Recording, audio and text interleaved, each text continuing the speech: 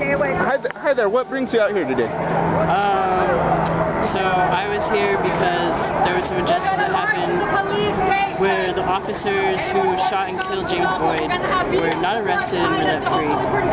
So that's why we're here, just kind of protesting. So I noticed that you guys over here are not partaking in this, blocking traffic. That really offends me, these guys out here. I think they're making a bad name for the rest of you. I noticed you aren't. So okay, do you see a problem with what they're doing? I'm a community organizer here in Albuquerque. I go to these all the time. I mean, there is some instances where like there has to be things like this done to get people's attention. But who said that?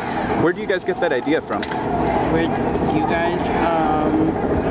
I mean, just history. I don't think the civil rights movement happened because people sing Kumbaya. It's because things happen and clashes happen. Right, but in the civil rights movement, people were disobeying the laws that they wanted to change. Right. So if you're disobeying the traffic laws, doesn't that imply you're trying to change the traffic laws? I don't think necessarily. I think protesting isn't necessarily for the comfort of others, right? It's to provoke thought, and I think when you're blocking traffic, you're provoking thought.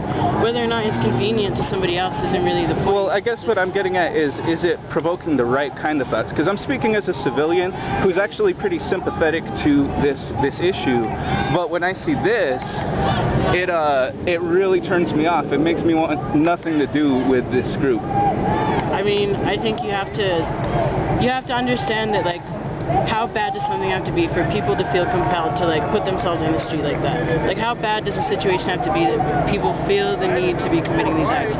So I think you have to put it in that perspective. Like, how dire do you think it is that people are like putting themselves in front of cars right now? So that's how I would think about it. But I go to these protests all the time. Like I said, I'm a community organizer here, so I know a lot of those folks, and I mean, there's definitely time and places, which is why I'm standing here on the sidewalk today. So. Okay, I'm just saying, I've never heard somebody say they changed their mind because somebody stopped them from getting where they're going.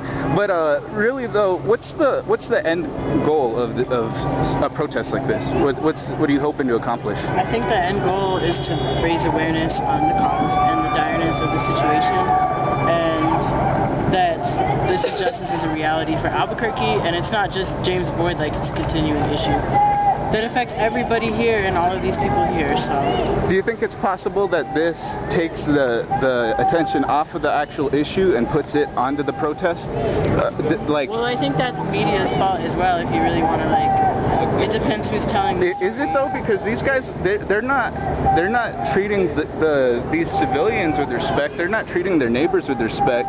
They're interrupting their evening. So well, I think that's something you'd have to ask them about, because I mean, I don't agree or disagree with them, but I'm here like in solidarity with like the end result of the cause. So okay, so you think something good will come out of this?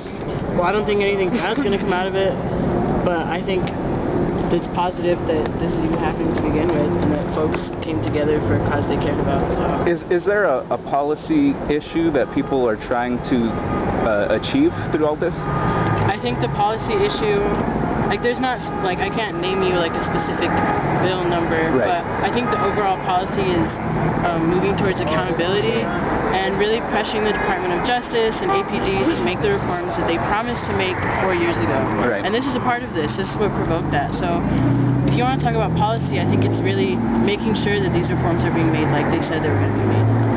So one thing, as a libertarian, the way we view government is violence, and so every time you pass a law, you're basically putting a gun to somebody's head. So I think a lot of the reform has to come from repealing a bunch of these laws that people get called out for every little thing. Yeah, but that takes like 10, 15, 20 years to write policy and get it passed, and like people are getting killed like now.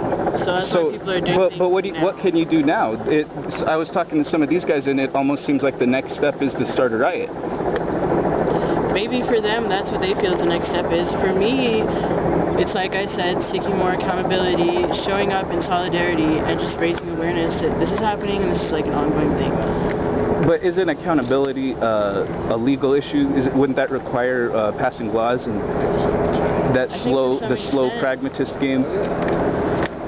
But I think accountability is also like building community relationships, and I don't know how you want to define it, but Okay, well, thanks for your time. Is there anything that you want to say to YouTube? No, but thanks for interviewing me. Yeah, you're welcome. Thank you.